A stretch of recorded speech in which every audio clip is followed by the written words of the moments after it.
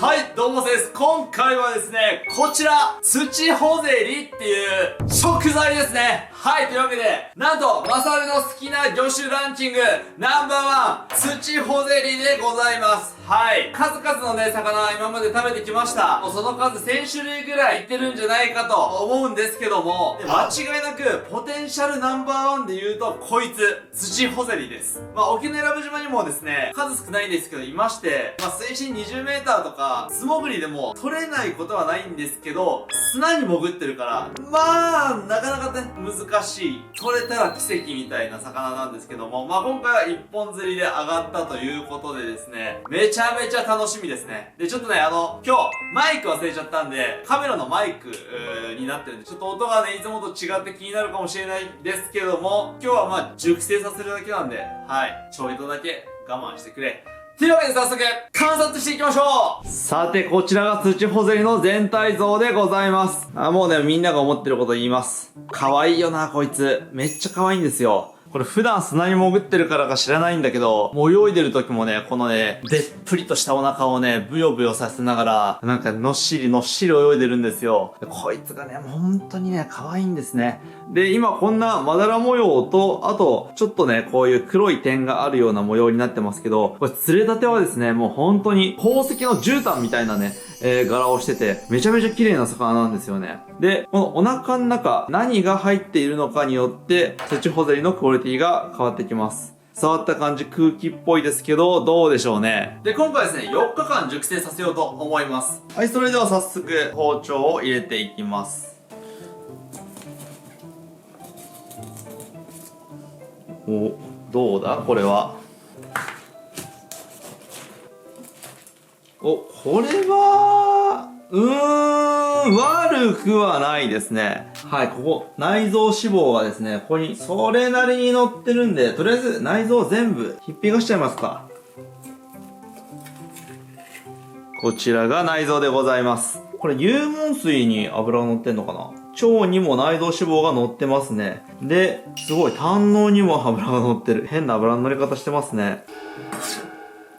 骨はもう胃袋何も、胃袋入ってるぞ、珍しく。餌じゃないか。海サボテンじゃないかな。海サボテンなんて食べてんのこいつ。うわまだ出てくる。なんじゃこりゃ。ようわかりませんけども。これこそコメント欄で知ってる人いたら教えて。はい、そしたら貴重なレバ刺しですよ。なるべくね、この膜をね、薄くでも取っときたいですけどね。取らなくてもいいんだけどね。なんか寄生虫が入ってたわ。取ってよかった。では、ここに、ごま油。ソート。そして、ストロングゼロ。さて、食事の準備は完了しました。乾杯しようか。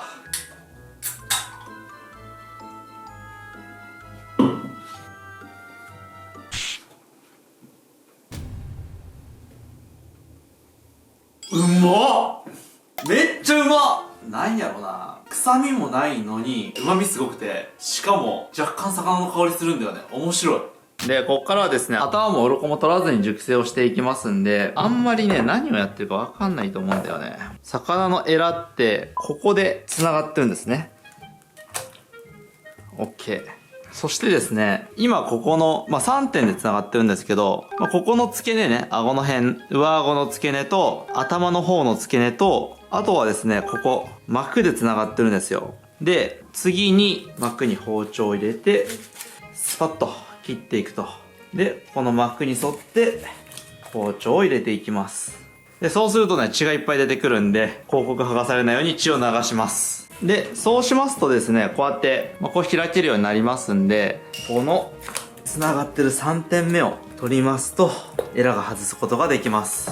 で、エラと胃袋はですね、繋がっておりますので、ちょっと、この胃袋ら辺とかも外して、ようやくエラが取れました。で、なぜエラとかね、こういう筋だったり、血の部分を熟成する際取っていくのかと言いますと、他の部位よりですね、鮮度劣化が早いからなんですね。特にエラはですね、海水に触れてるわけですから、海水の雑菌とか含んでますし、内臓の中にも内臓の中の腸内細菌とか、いろいろ入ってますんで、それが腐敗の要因になるんで、その腐敗の要因を取り去っているというような感じですね。では、血合いを取って、きれいにしていきます。はい、というわけでこんな感じで綺麗になりました。で、熟成する際はですね、なるべく水分を拭き取っていきます。これはさっき言った通りと同じ理由ですね。今回鱗と頭をね、つけたまんまにした理由としましてはですね、魚の鱗ってそもそも抗菌効果があるっていう説があるんですね。で、鱗のまま熟成した方が持ちがいいっていう人も結構いまして、じゃあ今回試してみましょうかっていう感じでやってます。で、ちなみにこの頭を落とさずにやってるのは、例えばこれ頭を落としてこの状態で熟成してしまうと、この断面の部分が4日後には酸化してしまって食べれなくなっちゃうんですよ。で、この断面がもったいないからこうやって熟成してるんですね。熟成の話をするとね、結構ね、コメント欄が荒れるというか、いやいや、マサルお前、熟成なんて何も分かってないだろうみたいな感じのことをね、言われたりするんですけども、冷蔵庫とかが普及しだしたのって、100年経ってないと思うんですよ。で、ようやく冷蔵技術ができて、そっから熟成っていう概念が始まったんで、だからまだね、発展段階なんですよ。基本的にはですね、魚の旨味はイノシン酸って言われてまして、イノシン酸の量が、大体マックスになるのが、魚の死後、1日半後から2日半後ぐらいっていうのが、大学の研究で分かってたんですよ。だから、長期熟成やってる人たちって、みんな頭おかしいな、こんなもう熟成の理論なんて決まりきってて、もう2、3日後が一番旨味が頂点になって美味しいのに、みたいな感じで、正直、大学の教授とかも、何をしてるんでしょうね、あの人たちは、みたいな感じでやってたんですけども、しっかりとね、10日とか熟成したりすると、イノシン酸だけではなく、魚のタンパク質からイノシン酸とは全く異なる全然違う旨味成分っていうのが徐々に発生して、で、それがイノシン酸とは全く違うような味を引き出すことが最近の研究で分かったんですね。なんで、まだまだ正解にたどり着けてないと思うんで、みんな本当にね、僕の動画とか見て参考にしたりして、どんどん研究をね、進めてほしいです。これで、最高の熟成が完成される。温度は1度寝かされてこい。はい、というわけで熟成工程は完了です。4日後にまたお会いしましょう。はい、というわけでですね、4日経過しました。私が最も好きな食材、最も好きな魚、スチホゼリを食べれば、トリコのように適合食材を食べた瞬間に、もげた腕がブワッと生えてくるみたいなね。ああいう演出ができるんじゃないでしょうか。はい、それではですね、4日経過したものがこちらでございます。もうこれ以上、5日、6日、7日とか熟成する場合は、やっぱ水が出てくるんで、2日ごとぐらいにキッチンペーパーで水を変えた方がいいんですけども、2日前に変えたんですけども、ちょっとね、水っぽいなっていう印象を感じましたね。状態見てから料理を決めていこうと思います。ということで早速、剥いていきましょう。はい。ではね、中見ていきましょう。さて、お顔はどうなってるでしょう。お！でもでもいい感じ。まあいい感じですね。ちょうどいい感じの感触になっております。硬すぎず、柔らかすぎず。これね、熟成しすぎるとね、ふにゃふにゃになっちゃうんですよ。では、鱗を落としていきましょう。すき引きももちろんありなんですけども、せっかく土ホゼリって宝石みたいにね、綺麗な体色をしておりますので、ここはやっぱりね、すき引きじゃなく、しっかりとしたこの鱗取りでやっていきましょうというところで、鱗取りを準備しております。いやでも立派ですね。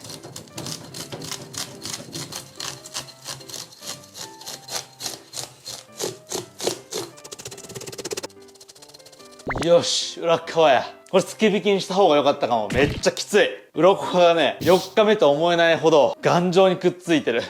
裏っ側は早送りでいいでしょ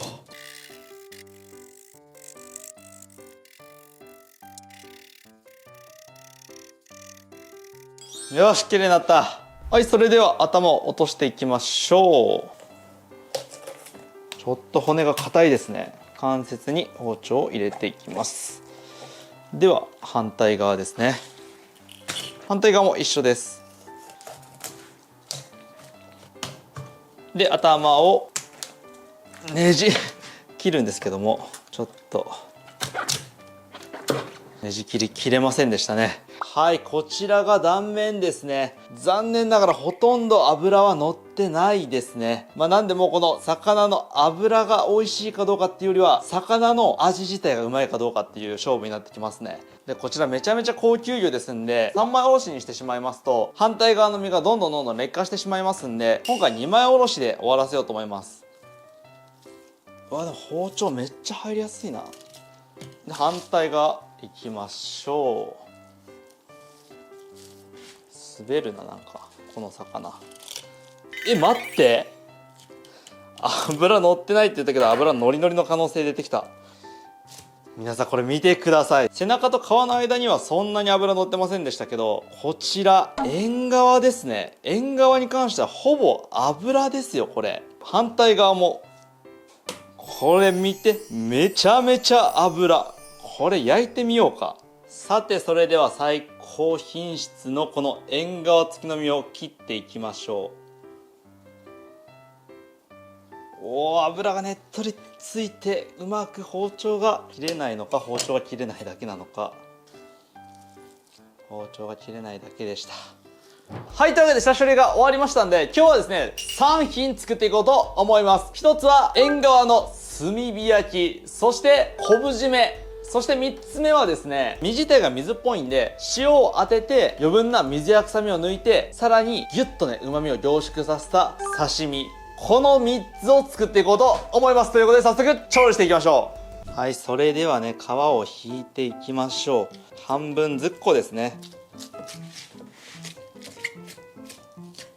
でも結構油乗ってますよ。普通に刺身で食ってもめちゃめちゃうまいんじゃないか。ちょっと普通に食べてみよう。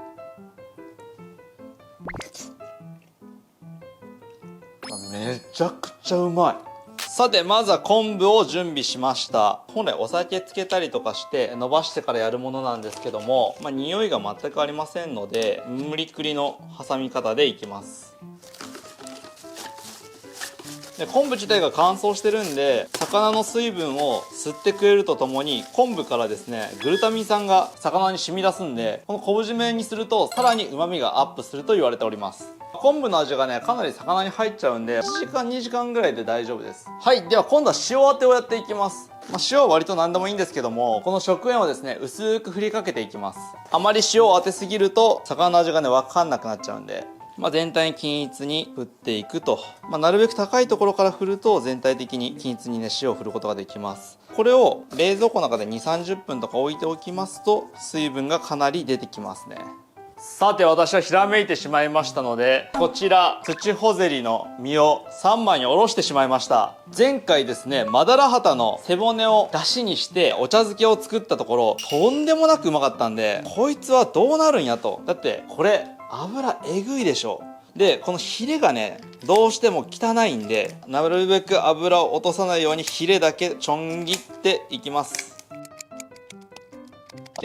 そしたらこちらいい感じのサイズに叩いていきましょう。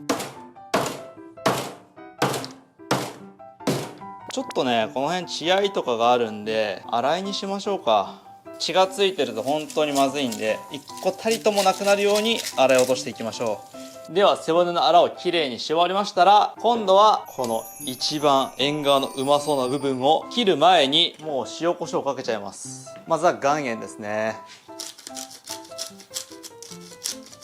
ではブラックペッパー。ブラックペッパーいらんかったな、お茶漬けにするんやから。ではね切っていきましょう。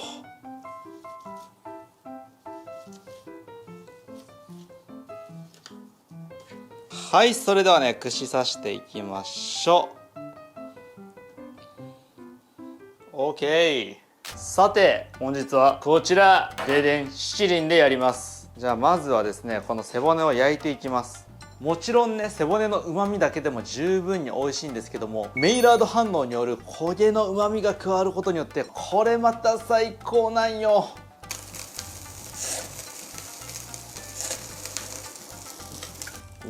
いい感じに焦げてる。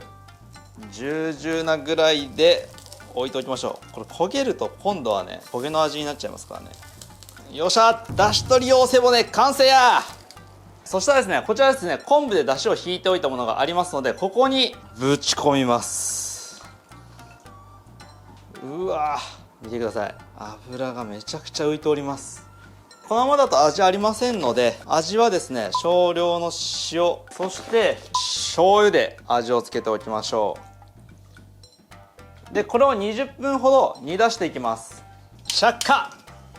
味効いてから醤油と塩入れればよかった。後悔してるけどうまそう。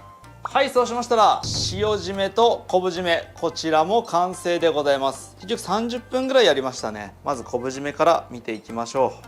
ちょっと尻尾の方なんで繊維が筋っぽくはなってはいますが、これはかなり状態がいいですよ。絶対美味しいこれ。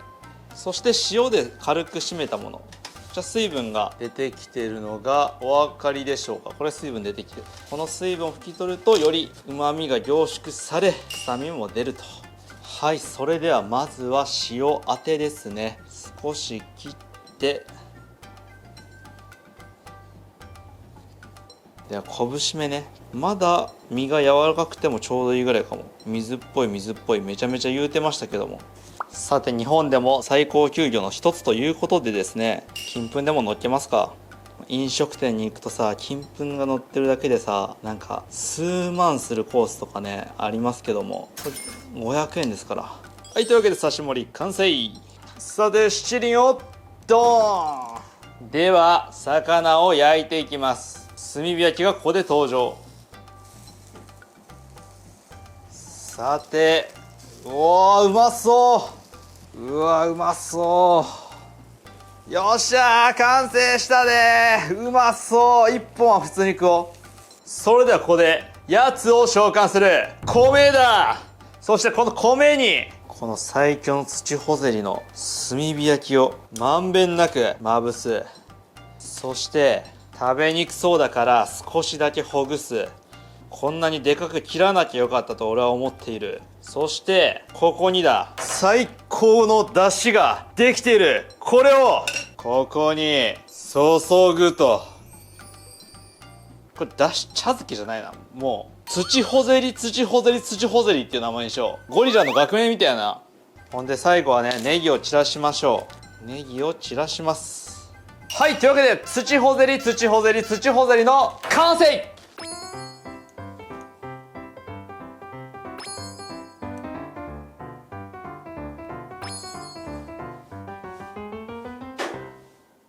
はい、それでは完成しました。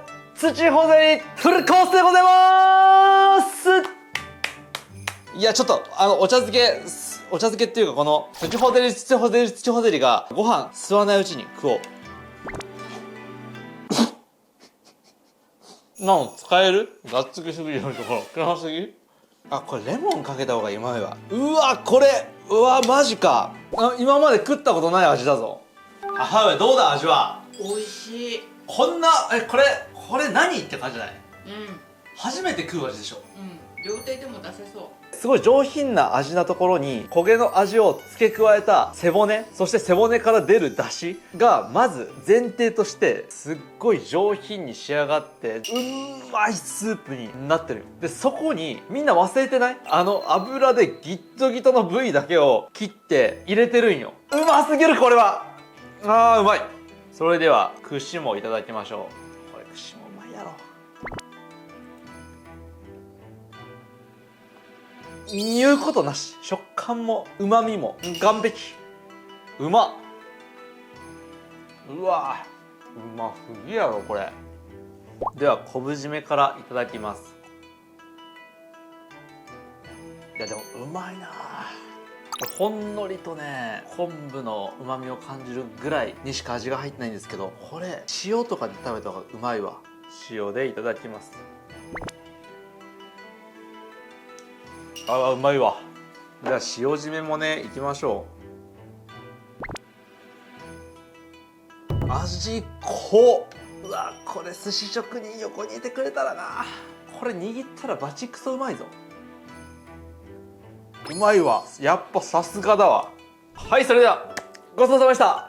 いやー、これはやっぱうまいな。めちゃめちゃうまかったわ。まあなんか世の中畑の魚ね、たくさんいるんですけど、なんでこんなにもね、味が違うんでしょうね。面白いよね。はい。そして土ホゼリはですね、まあ我々がギリ届く深度、水深20から水深50ぐらいに結構ね、いるみたいなんです。結構砂に潜ってることが多いから、なかなか見れることがないんだけど、俺も人生で2回だけね、海の中で出会ったことがあって、着いたらもう絶対に魚拓取るよね。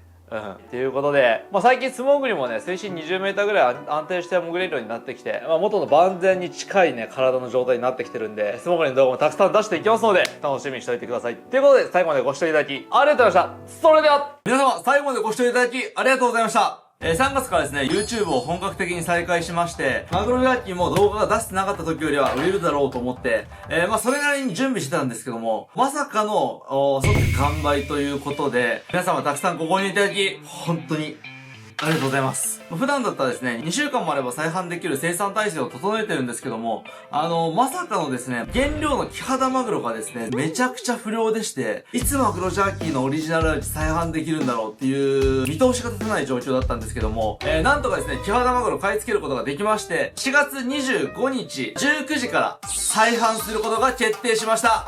はい。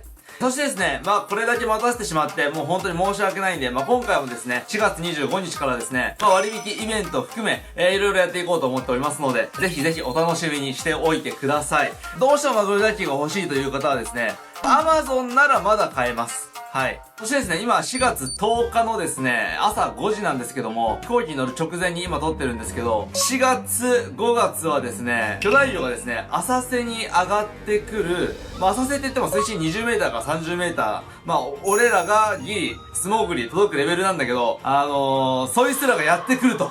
で、まだ、俺は水中時の技量が高くなくて、それがなかなか取れてなかったんですけど、今年こそはということで、肉体も精神も万全に、今整えて、見るからに元気じゃないですか。皆さんに、こんな巨大魚って素潜りで取れんのかみたいな。そんな映像をね、皆様にね、見せられたらなと思っております。そしてですね、今まで水中映像だったりとか、せっかく沖永良部島ってめちゃめちゃ綺麗な島なのに、そういうところを届けられてなかったなって、もうキッチンの中だけで撮影するのに逃げてたなって思ったんで、もうカメラもね、もうしっかりとこの2ヶ月で勉強して、綺麗な映像を撮れるように準備をしております。まあ今まで魚さばき、メインの動画ばっかりでしたけど、夏を先取りできるようなチャンネルにね、していこうかなと思っております。まあ編集とか含めると4月25日ぐらいからバンバン動画出せるような感じになると思いますので、みんな楽しみにしといてくれ。ということで、それでは、